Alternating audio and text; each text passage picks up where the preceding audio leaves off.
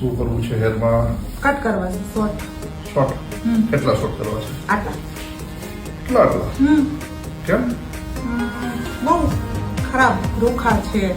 ખરાબ છે એવું લાગે છે તમને? તો ટ્રીટમેન્ટ કરો. શું કામ કરો? ટ્રીટમેન્ટ કરાવવાથી થઈ જશે. અરે મસ્ત કરી દો પછી. સારું, જેમ તમને ફેફડા દે. તો ટ્રીટમેન્ટ સ્ટાર્ટ કરીએ, બરોબર ને? ઓકે. ઓકે, ચાલો.